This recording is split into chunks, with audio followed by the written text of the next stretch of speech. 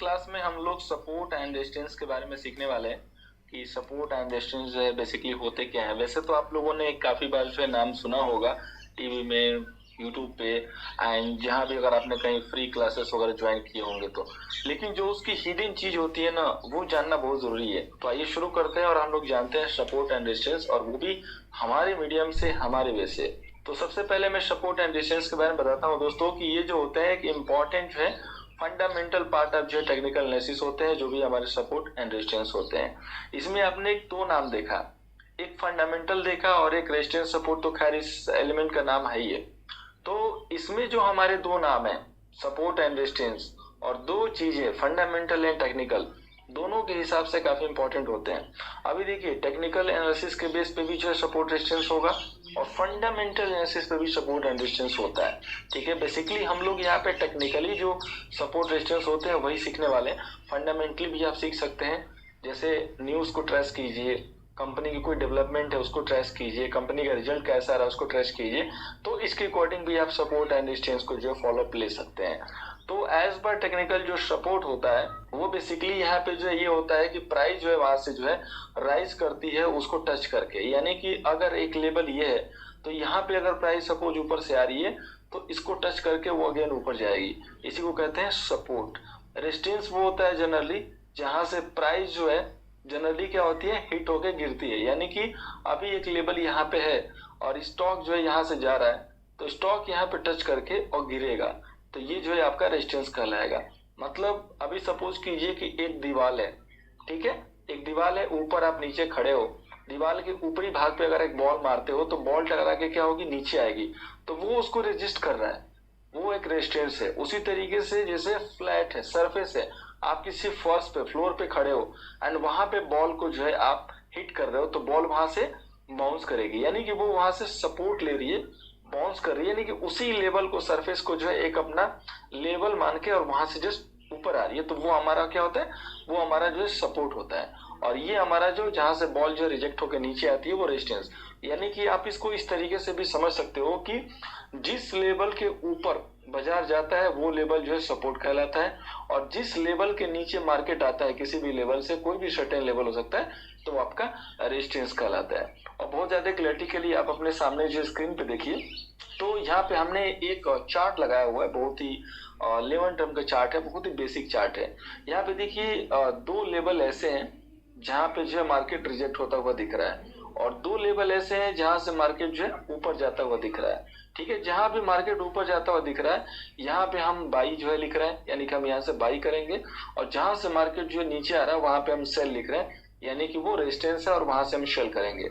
और establishment of resistance, यानी कि अभी जैसे मान लीजिए कि मार्केट का एक लेवल है, कोई भी लेवल, बेस्ट एग्जांपल के लिए हम जो है चार्ट पे आते हैं, तो अभी सपोज कीजिए कि हमारा चार्ट है गुजरात गैस का, ठीक है, एंड वन डे के टाइम फ्रेम हमने लिया हुआ है फिलहाल के लिए, कोई भी टाइम फ्रेम पे लेंगे सपोर्ट रेजिस्टेंस वैसे ही वर्क करता है। ठीक है, तो यहाँ से देखिए एक लेवल ये है और एक लेवल ये है। अभी जब मार्केट यहाँ से गिर के ये ऐसे ऐसे यहाँ से ट्रेड करके यहाँ पे आया, तो आपने देखा कि ये जो है ऊपर की तरफ गया यहाँ से राइज करके, ठीक है, और इस लेवल से गिरा गिरा, इसके बाद अगेन जब इस सर्टेन लेवल पे गया तो अगेन गिरा। यानी कि अगर ये लेवल मुझे पता है कि पहले से ये रेजिस्टेंस है, यहाँ से मार्केट गिरेगा, तो नेक्स्ट टाइम जैसे ही उस लेवल के सामने मार्केट जाएगा फिर हम सेल करेंगे। यानी कि हमको ये पता था पहले से पास्ट के लेवल से कि इस लेवल से बाजार जो एक बार गिर चुका है, यानी कि नेक्स्ट टाइम भी जाएगा तो इस लेवल से बाजार जो है गिरेगा। अभी यहाँ पे देखिए जो सपोर्ट का टूटना और जो रेजिस्टेंस का जो है टूटना होता है वो एक अलग ही जो है फंडामेंटल कॉन्सेप्ट होता है सपोर्ट एंड रेजिस्टेंस के, जो कि आपके सामने जो है चार्ट पे प्लॉट है। अभी यहाँ से मार्केट जो है रेजिस्टेंस लिया, इसके बाद जब ये सपोर्ट ब्रेक हो रहा है, ये सपोर्ट ब्रेक हो रहा है, तो अगेन जब मार्केट इस लेवल पे जाएगा ना तो ये एज ए रेजिस्टेंस वर्क करेगा। उसी तरीके से जैसे ये प्रीवियस में सपोर्ट ब्रेक हुआ था तो रेजिस्टेंस बना था, अब चूंकि ये सपोर्ट जो है रेजिस्टेंस बन चुका है, अब अगेन जो दूसरा सपोर्ट है नीचे वाला ये ब्रेक होगा और फिर इसके नीचे मार्केट जाएगा तो ये एक रेजिस्टेंस की तरह वर्क करेगा।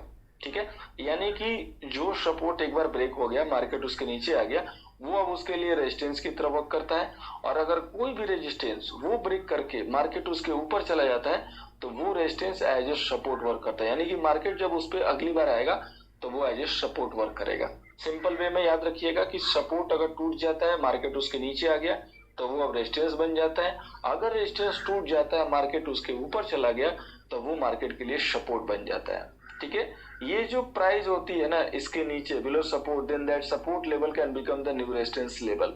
ठीक है, ये जो प्राइस होती है, सपोज कीजिए कि आपका 101 का प्राइस है एक सपोर्ट का, अभी 101 क्या हो गया, ब्रेक हो गया, मार्केट आ गया 90 पे, तो अब 101 का जो लेवल है ना, ये इसके लिए रेजिस्टेंस की तरफ वर्क करेगा। अगेन जब ये 90 ब्रेक होगा और मार्केट जो है 70 आ जाएगा, तो फिर ये 90 पे रेजिस्टेंस की तरफ वर्क करेगा। ठीक है, उसी तरीके से अगर 101 रेजिस्टेंस है और मार्केट इसके ऊपर चला गया, तो ये एज एक सपोर्ट वर्क करेगा। ये प्राइस जो है इसके ऊपर सपोर्ट लेती है, अगर रेजिस्टेंस आपका जो है ब्रेक हो जाता है, यानी कि उसके ऊपर अगर मार्केट निकल जाता है, तो वो एज ए सपोर्ट वर्क करता है। यहाँ पे देखिए मैंने एक चार्ट का आउटलुक दिया हुआ है, चार्ट का जो कटिंग लगाया हुआ है, ताकि और ज्यादा जो है थोड़ी सी क्लैरिटी आए, और मल्टीपल टाइम हम उसको देखेंगे तो और जो है मजेदार तरीके से क्लियर होगा।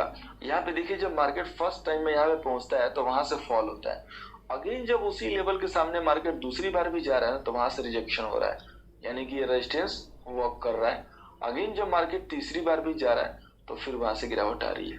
तो ये लेवल इसी तरीके से होते हैं।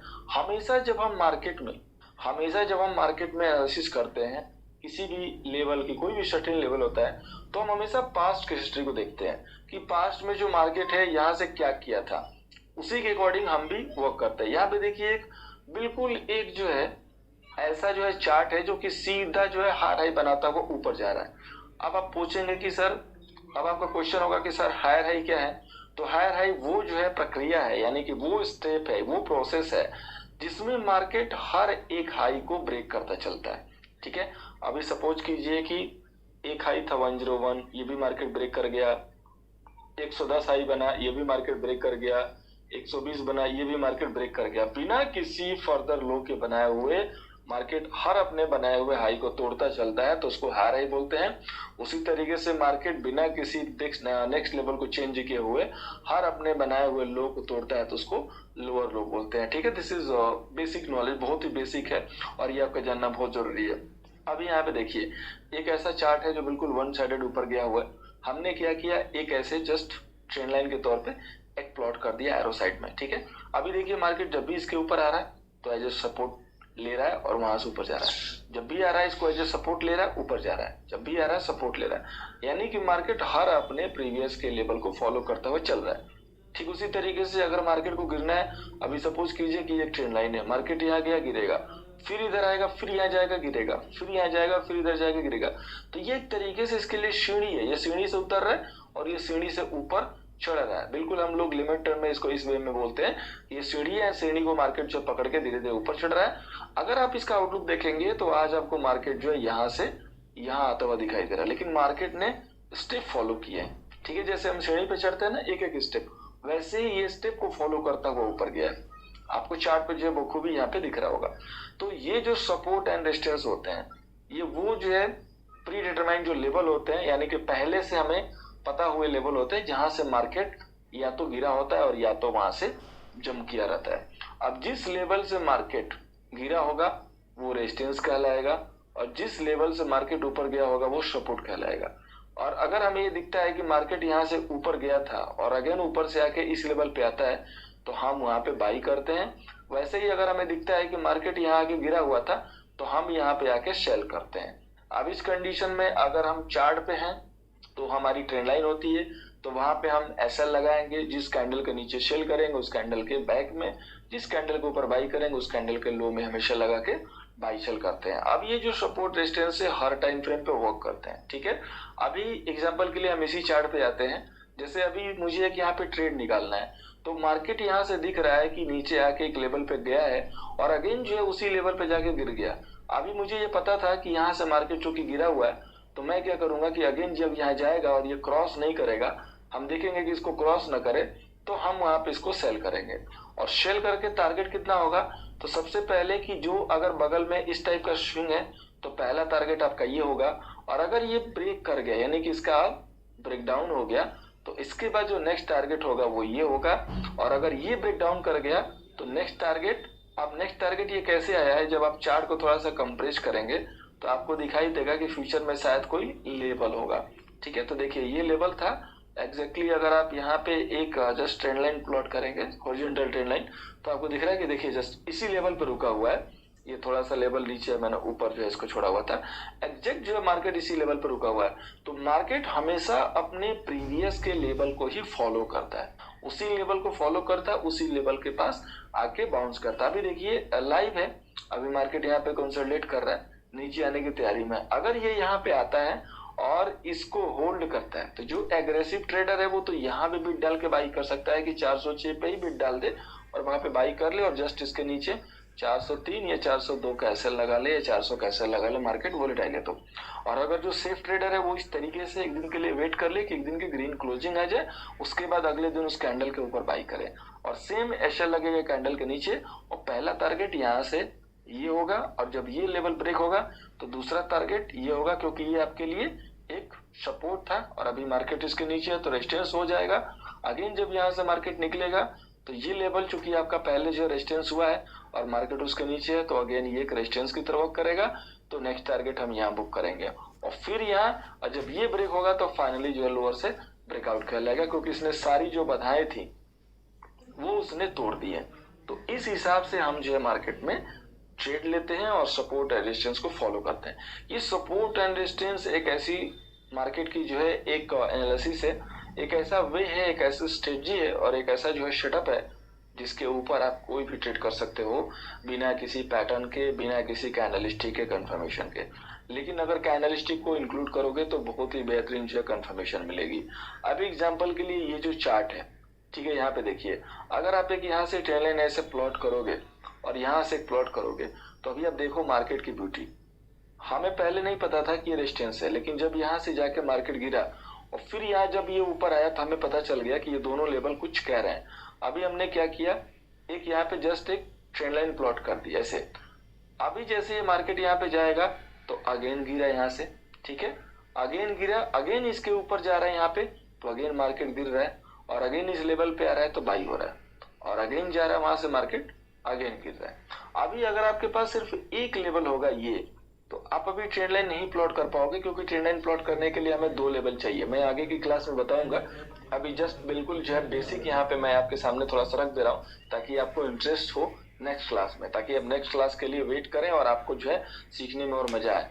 तो यहाँ पे हमें दो लेवल चाहिए होंगे, ठीक है, ये सारी चीजें मैं बताऊंगा आपको नेक्स्ट क्लास में।